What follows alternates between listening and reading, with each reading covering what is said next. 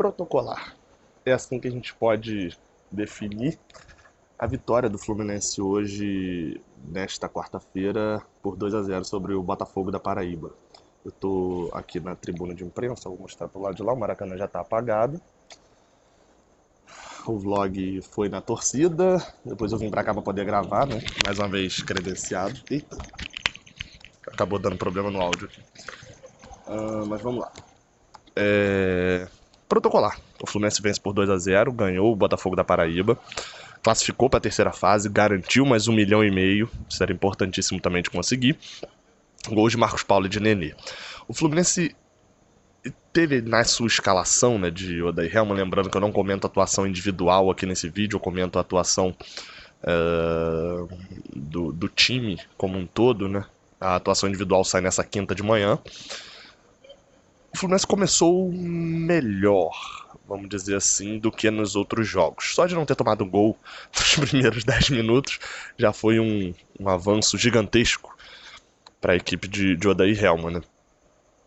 Apesar disso, apesar de ter começado melhor, ter feito um primeiro tempo melhor do que já vinha fazendo nos últimos jogos, a gente não pode dizer que foi bom ainda, né? Ser melhor do que vinha sendo e ser bom é uma diferença bem grande. Afinal de contas, os primeiros tempos recentes do Fluminense vinham sendo tenebrosos, né? Se a gente for considerar Flamengo, Motoclube, depois até o do Madureira, mesmo tendo vencido por 3-1 o Madureira, um desempenho horroroso, assim, desanimador. O desse primeiro tempo foi desanimador também, mas a gente tem que lembrar que era um adversário mais qualificado do que era o Madureira. O Botafogo tinha umas linhas muito compactas, me parece um time bem treinado. Eu assisti o primeiro tempo da arquibancada superior, então eu tinha uma visão bem boa assim do gramado inteiro, né, do campo inteiro. E as linhas do time do Botafogo eram muito compactas, enquanto a do Fluminense, eu até falei disso lá na arquibancada com a galera. Eu falei, olha, não adianta muito você trocar só peças e não trocar a forma como se atua. O Fluminense continuava num 4-2-4. Acho que o desejo do Odair Helman era ter um 4-2-4, né, com Hudson e Iago pelo meio e uma linha de 4 na frente, com Ivanilson e Nenê mais centralizados, Marcos Paulo aberto pela direita, o Wellington Silva pela esquerda, e que na marcação na volta montasse um 4-2-3-1 ou algo parecido para ter os espaços preenchidos. Isso não acontecia. Acontecia o 4-2-4 na hora do ataque, mas ficava parecendo um time de handball, com 2 pontas enfiados lá quase na bandeirinha de escanteio. E um time sem muita jogada, que pendia muito pro lado esquerdo, todas as jogadas batendo no pé do Wellington Silva para poder saírem. Isso é importante dizer, o Wellington Silva foi muito participativo do jogo, mas errou quase tudo que tentou participar. A gente não dá para culpá-lo por omissão, mas assim, pelo desempenho dele, bem fraco o desempenho de Wellington Silva no primeiro tempo. Não à toa foi substituído no intervalo. Ele foi responsável por participar da jogada do cruzamento de Egídio, que Gilberto chega tocando. Eu ainda não consegui ver, eu vi o replay no site do Globo Esporte aqui pelo celular. Eita, apagaram mais uma luz aqui. Eu tô no Maracanã como se fosse, ó. Acho que virando pra cá vai ficar até um pouco melhor. Mas vamos lá. Eu vi o replay no site do Globoesporte.com, mas não consegui ver se a bola pegou na trave ou foi defesa do goleiro. Não consegui ver se foi escanteio logo depois. Da mesma forma que... ajudou já, hein? Não, foi o telão lá que acendeu. Da mesma forma que na outra jogada também, que o Wellington Silva bate de esquerda por cima, o Wellington Silva também participa de uma outra jogada em que ele mesmo bate de direita. Ele participou bastante no primeiro tempo, mas as jogadas não rendiam porque o Fluminense ficava com as linhas espaçadas, porque na hora de voltar para marcar, né, na hora que perdia a bola, era um problema sério, com Nenê e Evanilson não voltando, e Marcos Paulo e o Wellington Silva voltando meio que na linha deles dois. Então o Fluminense tinha um buraco. Lembra que eu falei do Fluminense contra o Botafogo? Que o Fluminense aproveitou muito porque a linha de ataque do Botafogo não voltava? Tava acontecendo isso hoje com o Fluminense. E isso fez com que o Botafogo da Paraíba hoje criasse uma chance num chute de fora da área, que pra mim foi a chance mais clara do primeiro tempo. Apesar de não ter sido uma chance tão criada assim, né? Foi um chute de fora da área. Apesar disso, foi talvez a chance mais próxima de sair gol, junto com a de Gilberto entrando pela direita. Odair Helman mexe no time pro segundo tempo. Um primeiro tempo meio devagar e tal, como eu falei, foi melhor do que os anteriores, mas porque os anteriores tinham sido horríveis.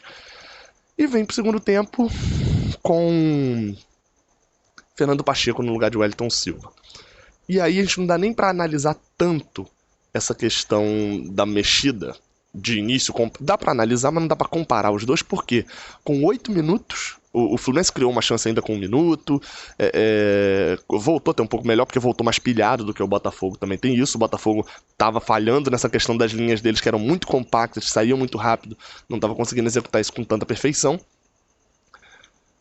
Foi pra cima o Fluminense foi pra cima do Botafogo e aos 8 minutos, numa jogada pela direita, o Pacheco participando da jogada também, um cruzamento do Gilberto, eu tava na reta, vocês vão ver isso no vlog, apesar de não ter o vídeo, mas o meu comentário na hora de que o cruzamento dele, Gilberto, não foi aquela a intenção dele, a bola vem atrás de Marcos Paulo. Tinha um outro na frente, devia ser o Evanilson pela posição. A bola vem atrás, ele não cruza tão certinho rasteiro, mas de qualquer forma deu certo. Marcos Paulo bate, a bola entra no cantinho, abre o placar. Por sinal, o Marcos Paulo, que não fez um bom primeiro tempo, muito pela posição, faz um gol a partir do momento em que passa a jogar centralizado. E um gol aos 8 minutos abriu o jogo. Aí é uma outra partida. O Botafogo não podia mais jogar da forma como estava jogando, que não era um time retrancado, mas estava muito paciente no jogo. Lembrando, foram 5 atendimentos no primeiro tempo para a equipe do Botafogo, não à toa foram 5 de acréscimo. E quando a gente vem para depois desse 1-0, o Fluminense começa a pressionar mais, ter mais chances, a jogar até melhor do que vinha jogando, porque tinha vantagem. O Botafogo dava espaços e o Fluminense tinha um ataque muito rápido e com muita qualidade. Chega o lance do pênalti, a gente amplia o resultado, né? Antes até de sair o segundo gol, o Fluminense toma algumas pressões ali do Botafogo em falhas, assim, que a gente deveria já ter matado o jogo e não conseguia matar. Tinha criado algumas chances, teve, assim, vou falar no geral até, independente se foi antes ou depois do segundo gol, mas teve chance com o Gilberto, teve chance com o próprio Nenê, que foi essa com 1 minuto do segundo tempo, teve chance com o cruzamento do Egídio que ninguém toca. O Fluminense criou mais chances, só que o Botafogo teve chance de empatar o jogo, chances assim preocupantemente claras. Teve um que Digão salva em cima da linha. O jogador do Botafogo não conseguiu identificar quem era, corta pro meio, tira de Digão. Digão erra na jogada, preciso ver o replay, mas acho que me parece que ele erra na jogada. Ele tira de Digão, tira de Muriel, bate pro gol, a bola meio que sai meio mascada e Digão volta pra salvar em cima da linha. Isso poderia ter complicado demais o jogo do Fluminense.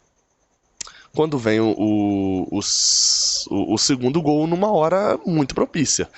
Um cruzamento da direita. Eu, na hora, achei que a bola tivesse batido na mão do zagueiro, mas depois vi que o juiz deu pênalti. E que também já vi que não foi pênalti em Gilberto, pelo que a galera tá analisando, porque eu não consegui ver nada. Achei até que tinha sido mão. Então, aparentemente o juiz errou. O juiz muito fraquinho também. Muito conivente, muito conversador, né, no caso. O Bandeirinha também muito fraco. Porque, além desse pênalti mal dado, o Fluminense faz o 2-0 com o Nenê.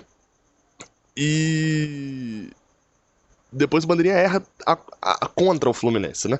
O juiz errou a favor, o Bandeirinha errou contra num gol de Evanilson que claramente não estava impedido. Eu vi isso da arquibancada, vi no vídeo que eu consegui fazer com a minha câmera e pelo que a galera que estava lá perto de mim estava ouvindo no rádio também já tinha falado que não estava impedido o gol de Evanilson num chute do Pacheco. Fluminense depois de 2-0, fatura liquidada, começa a rodar um pouco mais o time, bota o Matheus Ferraz para entrar no jogo. Se Matheus Ferraz não tá 100%, não tinha por que ele entrar nessa partida, ou seja, talvez o Odair esteja pensando em questão técnica mesmo, não é em questão física. Não é possível que Matheus Ferraz ainda esteja com problemas físicos, enfim, e eu poucas vezes vi um aplauso tão grande para um jogador que não fosse uma ocasião especial, tipo, fomos campeões, é um ídolo, ou é um jogador estreando. Poucas vezes eu vi um aplauso tão grande quanto foi o de Matheus Ferraz hoje, e depois entrou o Ganso também, a torcida festejando muito a partida que Nenê fez, apesar de eu achar que o primeiro tempo do Fluminense foi muito fraco, inclusive individualmente, mas individualmente eu falo na análise individual. Fato é, ganhamos por 2-0, o time melhorou, Iago fez uma bela partida, é óbvio que você não vai exigir que ele acerte todos os passos, porque se ele fizer uma partida perfeita, aí não é o Iago, né? Aí a gente vai estar falando de Casemiro, do Real Madrid. Mas é uma partida que pelo menos a gente conseguiu ganhar bem de um adversário um pouquinho acima do que a gente vai enfrentar no Carioca. O jogo eu não sei se ainda já é na semana que vem contra o Figueirense, reedição da final do ano de 2007, que a gente foi campeão. Não sei se já é a semana que vem a primeira partida, se eu não me engano era para ser. E assim, mesmo se não for, a gente vai voltar agora a enfrentar Resende e depois pega uma sequência de, se for o Figueirense, né? Figueirense, Vasco e Figueirense de novo. Então, o Odair Hellmann precisa já ter na sua cabeça o que ele vai fazer contra times mais fortes. A gente já enfrentou um time acima do nosso, que foi o do Flamengo, já enfrentou times abaixo, como os dois Botafogos, que eu acredito que estão quase no mesmo nível. Na verdade, eu acho que esse Botafogo é até melhor do que aquele Botafogo que a gente enfrentou do Valentim. E agora a gente vai enfrentar times que estão abaixo, mas pelo menos estão um degrau acima do que a gente já enfrentou, que é a Figueirense e o Vasco de Abel Braga. De qualquer forma, uma boa vitória, protocolar, venceu, 2 gols no segundo tempo, jogando melhor do que vinha jogando, mas ainda não jogando bem. De qualquer forma, é um período de testes, de evolução, e é muito melhor quando a gente testa classificando, né? E não como na Sul-Americana. Saudações tricolores, Maracanã apagado, ó. Curte aí como é que fica o Maracanã apagado, dá pra ver quase nada. De qualquer forma, saudações tricolores, até a próxima. Vai ter vlog, vai ter análise pocket, não esquece do like aqui embaixo, valeu!